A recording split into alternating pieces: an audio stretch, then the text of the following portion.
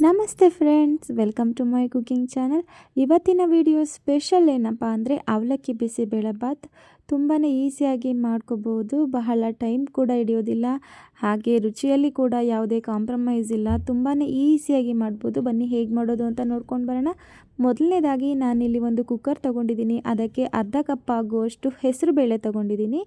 Normal ಬಿಸಿಬೇಳೆಬಾತಿಗೆ ತೊಗರಿಬೇಳೆ use ಮಾಡ್ತೀವಲ್ಲ, ಹಾಗೆ ಇಲ್ಲಿ ಹೆಸರು ಬೇಳೆ ಯೂಸ್ ಮಾಡ್ತೀವಿ. ಹೆಸರು ಬೇಳೆ ತೊಗೊಂಡು ಅದನ್ನು 2-3 ಬಾರಿ ವಾಶ್ ಮಾಡ್ಕೊಂಡು ಬಂದು ನಿಮ್ಗೆ ಇಷ್ಟವಾಗಿರೋ ತರಕಾರಿ ಹಾಕ್ಕೊಂಡ್ರೆ ಆಯಿತು. ನಾನಿಲ್ಲಿ ಕ್ಯಾರೆಟು, ಬೀನ್ಸು ಹಾಗೂ ಆಲೂಗಡ್ಡೆ ಹಾಕ್ಕೊಂಡಿದ್ದೀನಿ. ಹಾಗೆ ರಾತ್ರಿ ಇಡೀ ನೆನೆ ಇಟ್ಟಿರುವಂತಹ ಬಟಾಣಿ ಕೂಡ ಹಾಕ್ಕೊಂಡಿದ್ದೀನಿ 1 ಕಪ್ ಆಗುವಷ್ಟು. ಹಾಗೆ ಇವೆಲ್ಲವೂ ಬೇಯಲಿಕ್ಕೆ ಎಷ್ಟು ಬೇಕು ಅಷ್ಟು ನೀರನ್ನು ಹಾಕ್ಕೊಂಡು ಸ್ವಲ್ಪ ಉಪ್ಪನ್ನು ಸೇರಿಸ್ತಾ ಇದ್ದೀನಿ.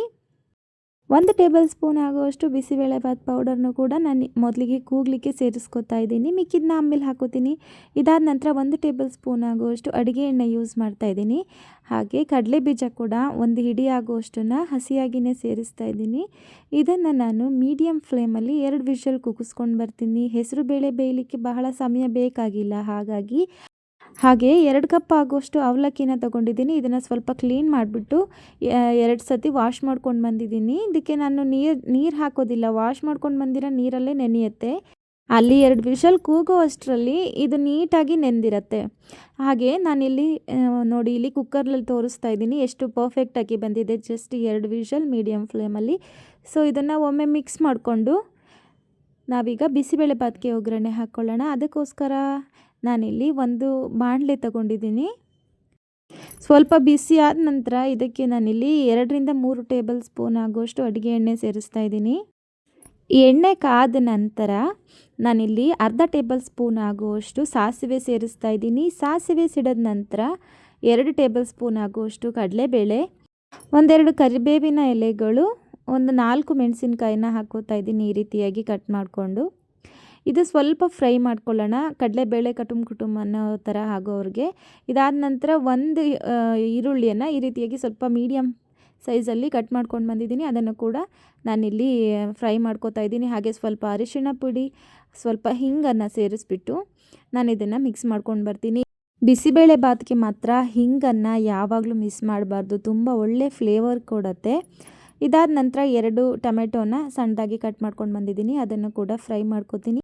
ಟೊಮೆಟೊ ಸ್ವಲ್ಪ ಮಾಗೋವರೆಗೂ ಮಿಕ್ಸ್ ಮಾಡಿಕೊಂಡ್ರೆ ಆಯಿತು. ಹಾಗೆ ಇಲ್ಲಿಗೇ ಸ್ವಲ್ಪ ರುಚಿಗೆ ತಕ್ಕಷ್ಟು ಉಪ್ಪನ್ನು ಸೇರಿಸ್ತಾ ಇದ್ದೀನಿ. ಉಪ್ಪು ಹಾಕಿದ್ರೆ ಟೊಮೆಟೊ ಸ್ವಲ್ಪ ಬೇಗ ಫ್ರೈ ಆಗುತ್ತೆ, ಬೇಯುತ್ತೆ. ಹಾಗಾಗಿ ಈಗ ಉಪ್ಪು ಹಾಕ್ಬಿಟ್ಟು ಒಮ್ಮೆ ಮಿಕ್ಸ್ ಮಾಡಿ ನಾನು ಪ್ಲೇಟ್ನ ಮುಚ್ಚಿ ಬಿಡ್ತೀನಿ. ಹಾಗೆ ಸ್ವಲ್ಪ ಹುಣಸೆ ಹಣ್ಣನ್ನು ನೆನೆ ಇಟ್ಟಿದ್ದೆ ಮೊದಲಿಗೆ, ಅದನ್ನು ಕೂಡ ಹಿಂಡ್ಕೊಂಡ್ಬಿಟ್ಟು ಈ ಮಿಶ್ರಣಕ್ಕೆ ಹುಣಸೆ ಹಣ್ಣಿನ ಹುಳಿಯನ್ನು ಹಾಕ್ತೀನಿ. ಹಾಗೆ ಇದನ್ನು ಕೂಡ ಮಿಕ್ಸ್ ಮಾಡಿಬಿಟ್ಟು ಪ್ಲೇಟ್ನ ಮುಚ್ತೀನಿ. ಈ ಹುಳಿಯಲ್ಲಿ ಸ್ವಲ್ಪ ಬೇಯಬೇಕು ನಾವು ಹಾಕಿರುವಂತಹ ಐಟಮ್ಗಳು. ನೋಡಿ, ಈ ರೀತಿಯಾಗಿ ಕುದಿಲಿಕ್ಕೆ ಸ್ಟಾರ್ಟ್ ಆದ ನಂತರ ನಾನು ಇದಕ್ಕೆ 2 ಟೇಬಲ್ ಸ್ಪೂನ್ ಆಗುವಷ್ಟು ಬಿಸಿಬೇಳೆಬಾತ್ ಪೌಡರ್ ಹಾಕ್ತಾಯಿದ್ದೀನಿ. ನಾನು ಮೊದಲಿಗೆ 1 ಸ್ಪೂನ್ ಹಾಕಿಬಿಟ್ಟಿದ್ದೆ ಬೇಯಬೇಕಾದ್ರೇ. ಹಾಗೆ 1.5 ಟೇಬಲ್ ಸ್ಪೂನ್ ಆಗುವಷ್ಟು ಅಚ್ಚ ಖಾರದ ಪುಡಿ ಹಾಕ್ತಾಯಿದ್ದೀನಿ. ಖಾರಕ್ಕೆ ತಕ್ಕಷ್ಟು ಅಚ್ಚ ಖಾರದ ಪುಡಿ ಹಾಕ್ಕೊಳ್ಳಿ. ನಿಮಗೆ ಖಾರ ಜಾಸ್ತಿ ಬೇಕಂದರೆ ಜಾಸ್ತಿ ಹಾಕ್ಕೊಂಡ್ರೆ ಆಯಿತು. ಹಾಗೆ ಇದಾದ ನಂತರ ಇದು ಸ್ವಲ್ಪ ಫ್ರೈ ಆದ ನಂತರ ನಾನು ಬೇಯಿಸ್ಕೊಂಡು ಬಂದಿರುವಂತಹ ಹೆಸರುಬೇಳೆ ಮಿಶ್ರಣ ಹಾಗೂ ತರಕಾರಿಗಳನ್ನೆಲ್ಲನೂ ಇದಕ್ಕೆ ಸೇರಿಸ್ತಾ ಇದ್ದೀನಿ. ಸ್ವಲ್ಪ ನೀರು ಹಾಕಿ ಅಡ್ಜಸ್ಟ್ ಮಾಡ್ಕೋತಾ ಇದ್ದೀನಿ. ಇದು ಸ್ವಲ್ಪ ನಮಗೆ ಬೇಳೆ ಸಾರು ಕನ್ಸಿಸ್ಟೆನ್ಸಿ ಬರಬೇಕು, ಅಲ್ಲಿವರೆಗೂ ಇದನ್ನು ಮಿಕ್ಸ್ ಮಾಡ್ಕೊತಾ ಇದ್ದೀನಿ. ಇದು ಕುದಿಲಿಕ್ಕೆ ಸ್ಟಾರ್ಟ್ ಆದ ನಂತರ ಉಪ್ಪನ್ನು ಸ್ವಲ್ಪ ಚೆಕ್ ಮಾಡ್ಕೋಬೇಕಾಗತ್ತೆ. ನನಗೆ ಸ್ವಲ್ಪ ಉಪ್ಪು ಕಡಿಮೆ ಆಯಿತು ಅನ್ನಿಸ್ತು. ಸೊ ಹಾಗಾಗಿ ಮತ್ತೊಮ್ಮೆ ಉಪ್ಪನ್ನು ಸೇರಿಸಿ ನಾನಿಲ್ಲಿ ಮಿಕ್ಸ್ ಮಾಡ್ಕೋತಾ ಇದ್ದೀನಿ.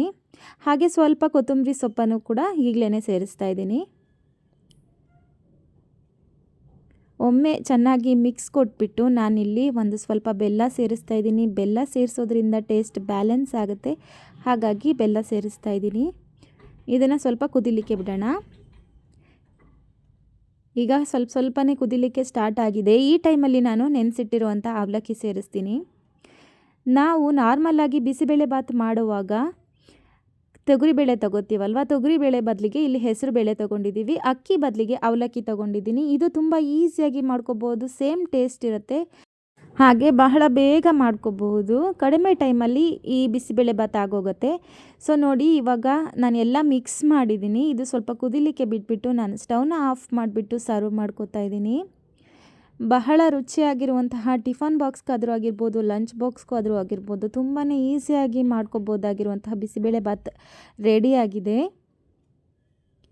ಈ ವಿಡಿಯೋ ನಿಮಗೆ ಇಷ್ಟ ಆಗಿದ್ದರೆ ಲೈಕ್ ಮಾಡಿ, ಶೇರ್ ಮಾಡಿ, ಕಾಮೆಂಟ್ ಮಾಡಿ. ಹಾಗೆ ನನ್ನ ಚಾನಲ್ನ ಸಬ್ಸ್ಕ್ರೈಬ್ ಆಗೋದನ್ನು ಮರಿಬೇಡಿ. ಮುಂದಿನ ವಿಡಿಯೋದಲ್ಲಿ ಸಿಗೋಣ. Thank you.